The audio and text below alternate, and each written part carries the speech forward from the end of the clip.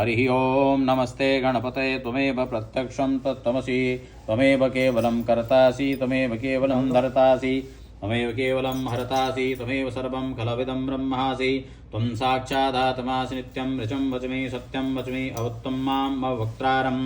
अवश्रोत्रारम् अवदातारम् अवधातारम् अवानुचामवशिष्यम् अवपश्चातात् अपुरस्तात् अवचोत्तरातात् अवदक्षिणातात् अवचोर्ध्वातात् अवाधरातात् सर्वतो मां पाहि पाहि समन्तात् त्वं वाङ्मयस्त्वं चिन्मया त्वमानन्दमयस्त्वं ब्रह्ममय त्वं सच्चिदानन्दातुतियोऽसि त्वं प्रत्यक्षं ब्रह्मासि त्वं ज्ञानमयो विज्ञानमयोऽसि सर्वं जगदिदं तत्तो जायते सर्वं जगदिदं तत्त्वतिष्ठति सर्वं जगदिदं त्वयैलयमेषति सर्वं जगदिदं त्वयि प्रतीयेति त्वं भूमिरापो नलो निलो नभः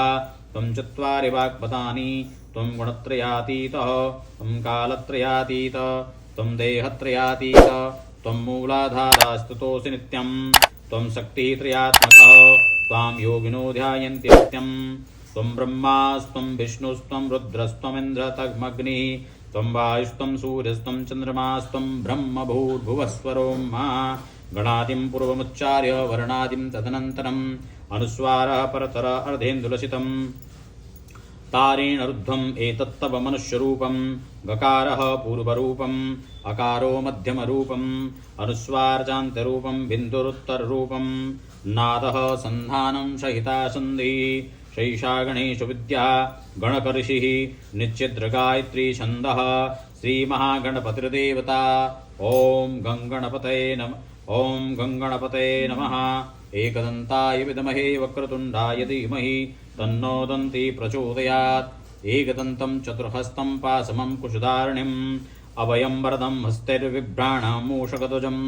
रक्तं लम्बोदरं शूर्पकर्णकं रक्तवाससं रक्तगन्धानिलिप्ताङ्गं रक्तपुष्पैः सुपूजितं भक्तानुकम्पिनं देवं जगत्कारणमुच्यतम् आविर्भूतं च सृष्टियादौ प्रकृतेः पुरुषात्मपरम् एवं ध्यायत्यो नित्यं स योगी योगिनां वरः ॐ नमो प्रार्तपतये नमो गणपतये नमः प्रमदपतये नमस्ते स्तुलम्बोदराय एकदन्ताय विघ्नविनाशिने शिवसुताय श्रीवरदमूर्तये नमो नमः